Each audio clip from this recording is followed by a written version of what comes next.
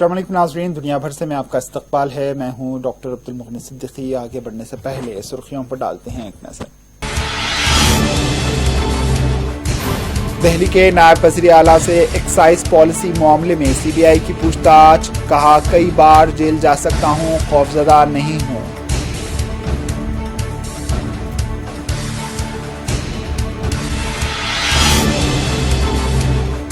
एक ही मुल्क में दो कवानीन नहीं हो सकते। रियासती वजीर ने कहा, अडानी से पूछताछ क्यों नहीं की जाती।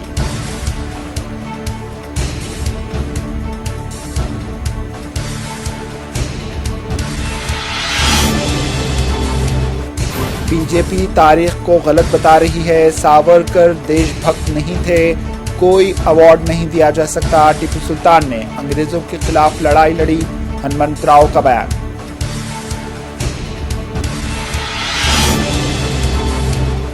मोदी के वजीर चीन की मईशत को भारत की मईशत से बेहतर और ताकतवर बताते हैं, जो बुज़दिली की अलामत है। राहुल गांधी का बयान।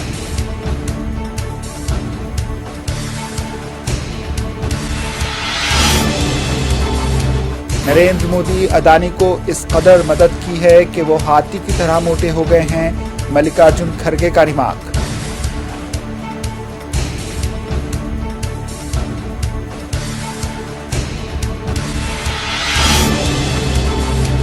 कश्मीर के पुलवामा में टारगेट किलिंग, एक और कश्मीरी पंडित की मौत। महबूबा मुफ्ती ने कहा, मोदी हुकूमत कश्मीरी पंडितों को इस्तेमाल कर रही है और मुसलमानों को बदनाम करती है।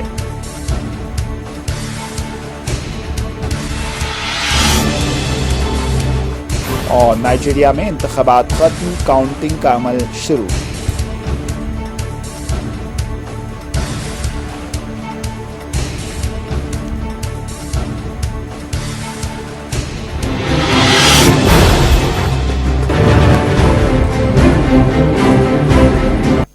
अस्सलाम वालेकुम नाज़रीन, दुनिया भर से मैं आपका इस्तकबाल है। मैं हूं डॉक्टर अब्दुल मुगनी सिद्दीकी। बढ़ते हैं खबरों की तफसील की जानिब। गुजरात में इतवार के रोज 3:21 पर ज़लज़ले का झटका महसूस किया गया, जिसका मरकज राजकोट से 270 किलोमीटर शुमाल मगरिब में बताया गया। अभी तक किसी जानी या माली नुकसान की कोई खबर सामने नहीं आई है।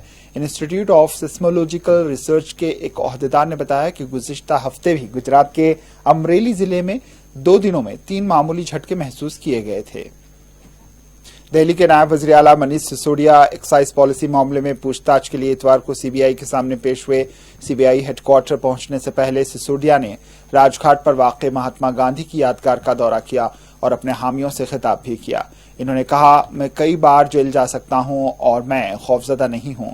इन्होंने कहा कि जब मैंने सहाफ़ी की नौकरी छोड़ी तो मेरी बीवी ने मेरा साथ दिया और आज भी मेरा खानदान मेरे शाने बशाने खड़ा है।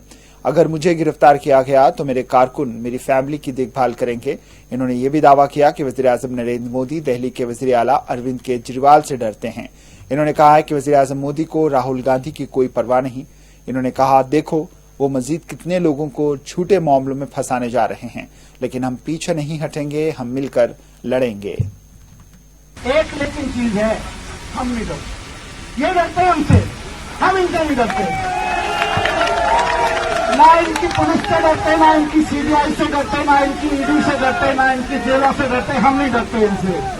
ये हमसे डरते हैं, केजरीवाल से डरते हैं, आपसे डरते हैं, आम आदमी पार्टी से डरते हैं। झूठे मुकदमे लगाते हैं, सही बात, लेकिन हम नहीं डरते। आज कश्मीर से लेकर कन्याकुमारी तक एक ही आवाज है। आज कश्मीर से लेकर कन्याकुमारी तक एक ही आवाज है। दिल्ली के रियासती वजीर गोपाल रॉय ने कहा है कि एक ही मुल्क में 2 कानून नहीं हो सकते। इन्होंने कहा है कि जब मनीष सिसोदिया के खिलाफ पूछताछ हो सकती है तो अडानी के खिलाफ भी पूछताछ होनी चाहिए। इन्होंने कहा है कि मरकजी हुकूमत वहां जांच नहीं कर रही, जबकि करोड़ों का घोटाला किया गया। इन्होंने कहा है कि मोदी आम आदमी पार्टी और अरविंद केजरीवाल से डरते हैं, इसीलिए ये कार्रवाई की जा रही है। छावनी बनाई गई है दिल्ली में और उसके दम पर आवाज को रोकने की कोशिश हो रही है, दुर्भाग्यपूर्ण है। इस देश में 2 कानून नहीं हो सकता है। जांच अगर है तो अडानी की भी जांच होनी चाहिए। वहां पे चुप्पी और यहाँ पे सीबीआई की नोटिस, तो ये बात किसी को समझ में नहीं आ रही है। लेकिन कोई बात नहीं, लड़ेंगे। हम हर तरह से सहयोग के लिए तैयार हैं। लेकिन हम एक ही बात कहना चाहते हैं, ना हम डरेंगे ना दबेंगे। आज एक बात साबित हो रही है, कहीं न कहीं इस देश के प्रधानमंत्री नरेंद्र मोदी को अरविंद केजरीवाल आम आदमी पार्टी से डर लग रहा है, जिसकी वजह से ये सारा कुछ हो रहा है। लेकिन हम डरेंगे और न झुकेंगे, अपना जो है लड़ाई लड़ेंगे। आगे बढ़ते हैं। दिल्ली में आम आदमी पार्टी की जानिब से जबरदस्त एहतजाज शुरू हुए हैं। आम आदमी पार्टी के कई अराकीन को एहतजाज करने की पादाश में गिरफ्तार भी कर लिया गया। कई एक ऐसे लीडर हैं जिन्हें घर पर नजरबंद कर दिया गया। रुकन पार्लियामान संजय सिंह को एहतजाज करने की पादाश में पुलिस ने पुलिस स्टेशन मुंतकिल कर दिया। आम आदमी पार्टी के कई लीडरों को घर पर नजरबंद किए जाने को आम आदमी पार्टी ने इमरजेंसी से ताबीर किया है। कांग्रेस लीडर हरमंत राव ने कहा है कि सावरकर देशभक्त नहीं था, इसीलिए इसे किसी किस्म का अवार्ड नहीं दिया जा सकता। हरमंत राव रायपुर में मीडिया से बात कर रहे थे। इन्होंने कहा है कि सावरकर ने मुल्क के खिलाफ लड़ने के लिए मुल्क के ही नौजवानों को ब्रिटिश आर्मी में दाखिल करवाया, वहां मुलाजिमत दिलवाई। हरमंत राव ने कहा है कि बीजेपी तारीख को गलत बता रही है, जबकि टीपू सुल्तान ने अंग्रेजों के साथ मुकाबला किया था। अरे भैया, ये तो इतना अन्याय तो मैं देखा नहीं। वीर सावरकर कब देशभक्त था भाई? 5 साल उन्हें जेल में था, 5 लेटर लिखा, आखिरी में माफी मांग के बाहर निकला।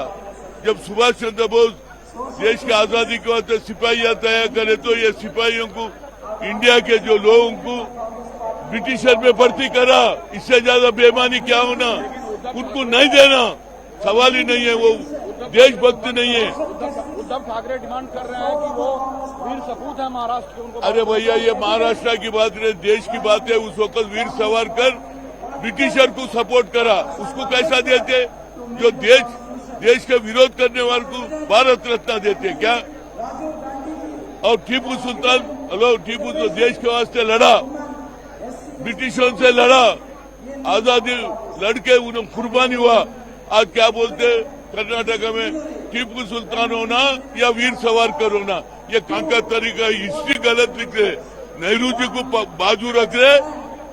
कांग्रेस के रंजीत रंजन ने कहा है कि कश्मीर में हालात इंतहाई खराब हैं, यहां टारगेट किलिंग हो रही है, इसकी जिम्मेदार मरकजी हुकूमत है। रायपुर में कांग्रेस की 50वीं प्लेनरी इजलास से खिताब करते हुए प्रियंका गांधी ने कहा है कि जमहूरियत कमजोर होती है तो अवाम को इंसाफ नहीं मिलता। इन्होंने कहा है कि आज भारत में ऐसे ही हालात बने हुए हैं। इन्होंने कहा है कि मोदी हुकूमत मीडिया पर दबाव डालती है, अदालती निजाम में खलल डालती है और पार्लियामेंट में सवाल उठाने नहीं देती। तो समान तरह से आपको न्याय नहीं मिलता, समान तरह से आपके अधिकार नहीं मिलते, और जैसे मैंने कहा, आप सबको जो रोजगार, जो जीने का मौका मिलना चाहिए, वो भी नहीं मिलता। तो आज की इस देश में परिस्थितियां क्या हैं, इनको समझने की बहुत गहरी जरूरत है। क्योंकि मेरे मीडिया के भाई बहन यहां हैं, सरकार ने इन्हें दबाया है, इनकी मजबूरी है। देश की सरकार इनको दबा कर रखती है ताकि किसी को अगर कुछ कहना पड़े, आलोचना करनी पड़े या सच्चाई आपके सामने कहनी पड़े सरकार के बारे में, तो ये कह नहीं पाते हैं। न्यायपालिका पर सरकार दबाव लगाती है, अपनी मनमानी करने की कोशिश करती है, और जब संसद में चर्चा होती है तो उसे दबाने, उसे मिटाने की कोशिश होती है। रायपुर में कांग्रेस के प्लेनरी इजलास से खिताब करते हुए राहुल गांधी ने कहा है कि मोदी हुकूमत के एक मंत्री ने चीन को भारत से ताकतवर बताया। राहुल गांधी का कहना था कि मोदी के एक वजीर ने वाजे किया कि चीन की मौशी ताकत भारत की मौशी ताकत से कहीं ज्यादा है और यही वजह है कि हम उनसे लड़ नहीं सकते। राहुल गांधी ने कहा है कि मोदी हुकूमत की बुजदिली सामने आ गई है। इन्होंने मिसाल दी कि अंग्रेजों की मौशी ताकत हमसे कहीं ज्यादा थी, मगर हमने आजादी हासिल की। राहुल गांधी ने कहा है कि आरएसएस और बीजेपी इख्तिदार के हुसूल के लिए किसी से भी मिल जाते हैं। सरकार की सोच के बारे में आज आपको बताना चाहता हूं।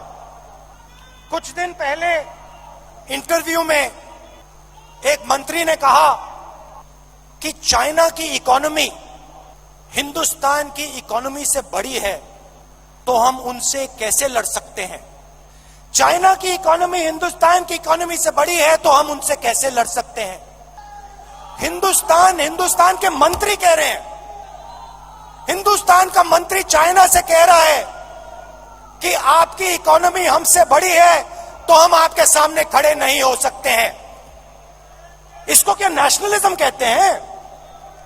इसको देशभक्ति कहते हैं क्या? ये कौन सी देशभक्ति है? ये कौन सी देशभक्ति है? राहुल गांधी ने मोदी हुकूमत पर तनकीद का सिलसिला जारी रखते हुए कहा है कि जब इन्होंने पार्लियामेंट में अदानी और नरेंद्र मोदी के रिश्ते से मुताल्लिक सवाल किया तो पार्लियामेंट में बीजेपी ने हंगामा खड़ा कर दिया। इन्होंने कहा है कि श्रीलंका ने इस बात का इकरार किया है कि मोदी के दबाव के बाइस अदानी को श्रीलंका में कई प्रोजेक्ट्स दिए गए। राहुल गांधी ने कहा है कि बैनुल अक़वामी सतह पर कई मुमालिक से अदानी को प्रोजेक्ट्स मिले हैं। अदानी जी पे मैंने आक्रमण किया। मैंने कहा कि अदानी जी 609 नंबर से दूसरे नंबर तक कैसे पहुंचे? आपकी जो फॉरेन पॉलिसी बनती है, चाहे वो बांग्लादेश हो, चाहे वो इजराइल हो, ऑस्ट्रेलिया हो, श्रीलंका हो, सब जगह उनको फायदा मिलता है। इजराइल में सारे के सारे डिफेंस के कॉन्ट्रैक्ट मिल गए। श्रीलंका में एक व्यक्ति कहता है कि राजापाक्सा जी ने उन्हें कहा कि नरेंद्र मोदी जी ने दबाव डालकर अदानी जी को कॉन्ट्रैक्ट दिलवाया। तो मैंने सिर्फ एक सवाल पूछा, नरेंद्र मोदी जी आपका अदानी जी से रिश्ता क्या है? मैंने और कुछ नहीं कहा।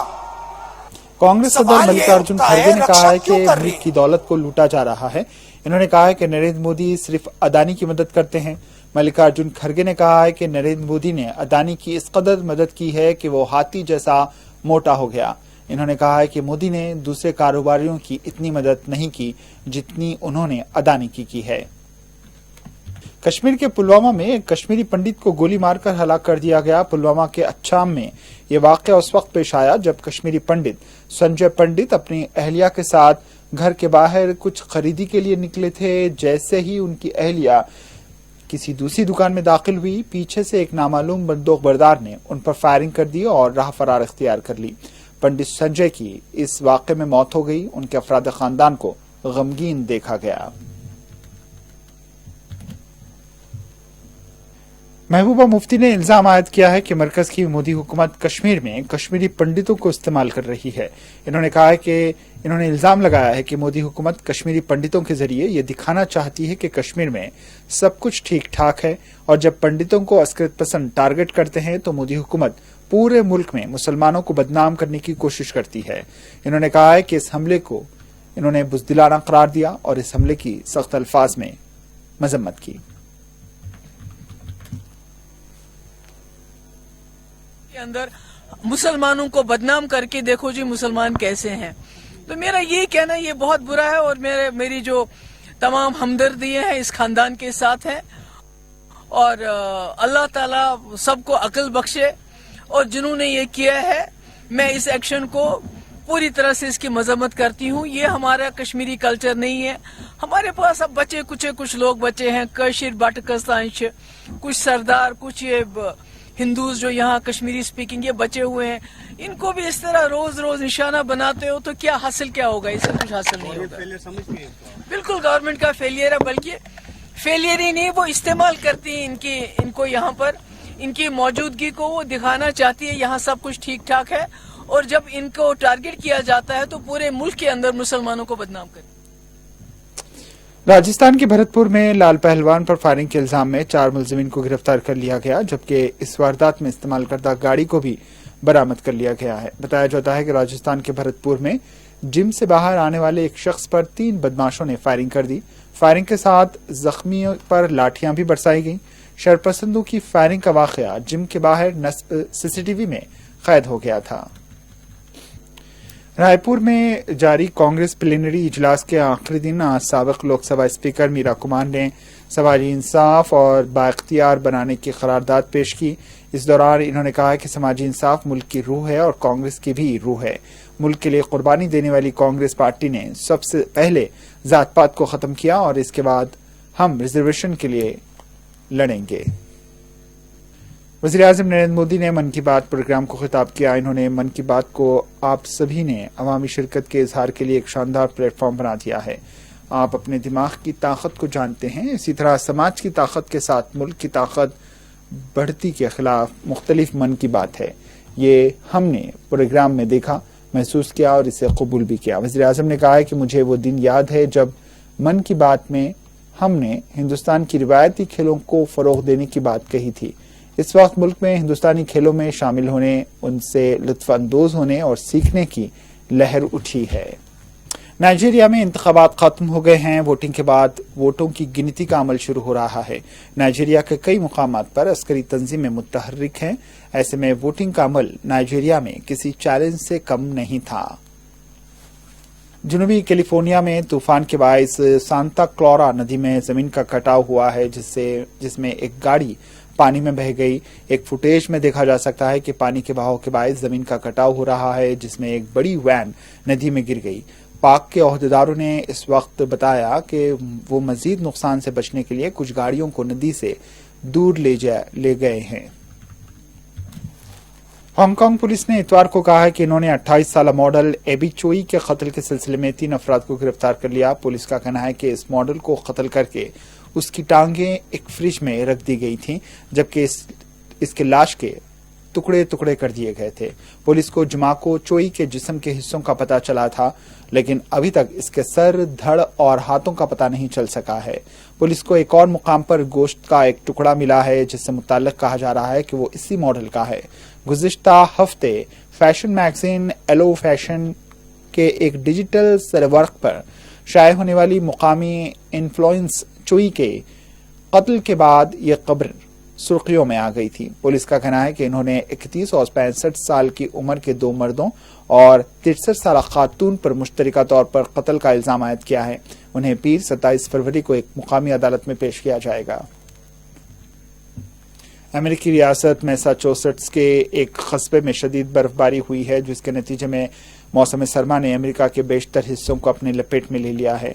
ज़राए के मुताबिक शुमाली अमेरिका में हजारों घर और कारोबारी इदारे बिजली से महरूम हो गए हैं, जबकि 2000 से ज्यादा परवाजें मनसूख की गई हैं और 15,000 से ज्यादा परवाजें ताखीर का शिकार हैं। बहुत सी सड़कों पर ड्राइविंग करना इंतहाई मुश्किल है। इस हफ्ते अमेरिका के कई रियासतों में सख्त तरीन सर्दी देखी गई है।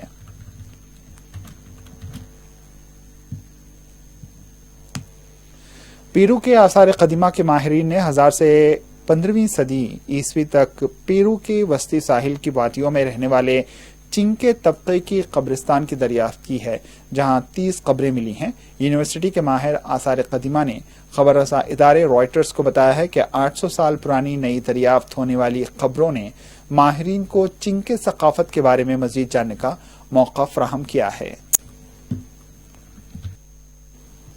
ब्राजील की रियासत साओ पौलो में शदीद बारिशों के बायस आने वाले सैलाब और लैंडस्लाइडिंग से हलाकतों की तादाद 60 हो गई है। रियासती हुक्काम की तरफ से जारी करदा एक बयान में बताया गया है कि 18 फरवरी से मुल्क में मौसर सैलाब की तबाहकारियों में अमवात की तादाद बढ़कर 60 हो गई। वाज़ेह है कि रियासत में जहां तलाश और बचाव की कोशिशें जारी हैं, सैलाब और लैंडस्लाइडिंग की वजह से 1815 अफराद बेघर हुए हैं और 30 से ज्यादा लापता अफराद की तलाश का काम जारी है। आखिर में सुर्खियों पर एक और नजर। दिल्ली के नायब वज़ीर आला से एक्साइज पॉलिसी मामले में सीबीआई की पूछताछ, कहा कई बार जेल जा सकता हूं, खौफजदा नहीं हूं।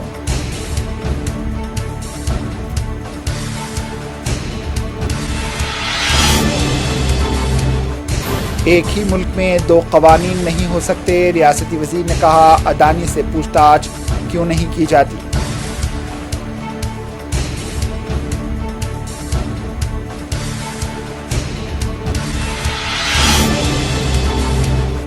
बीजेपी तारीख को गलत बता रही है। सावरकर देशभक्त नहीं थे, कोई अवार्ड नहीं दिया जा सकता। टीपू सुल्तान ने अंग्रेजों के खिलाफ लड़ाई लड़ी, हनुमंतराव का बयान।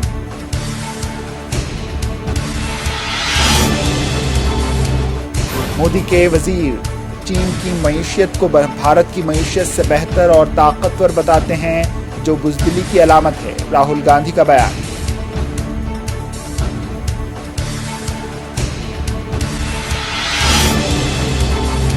नरेंद्र मोदी अदानी को इस कदर मदद की है कि वो हाथी की तरह मोटे हो गए हैं। मल्लिकार्जुन खड़गे का रिमार्क।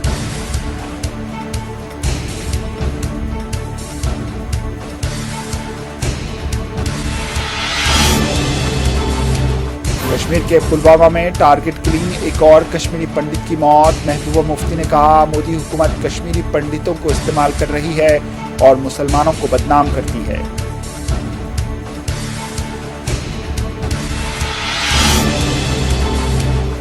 और नाइजीरिया में इंतखाबात खत्म, काउंटिंग का अमल शुरू।